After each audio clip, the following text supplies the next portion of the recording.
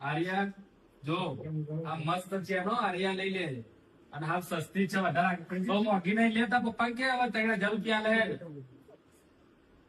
રેવા દે કલે મને નહીં ગમતી આવી કંઠીર બંઠીઓ મારો બર્થડે હવે મહિનાની 36 તારીખે 36 નહીં 1 મિનિટ 36 માં 4 દે તો હા 26 તારીખે બર્થડે હે તો ઈચ્છા હોય તો ચોકલેટ વાલ મને ચોકલેટો બહુ ગમે હે આ ચેનો નહીં ગમતી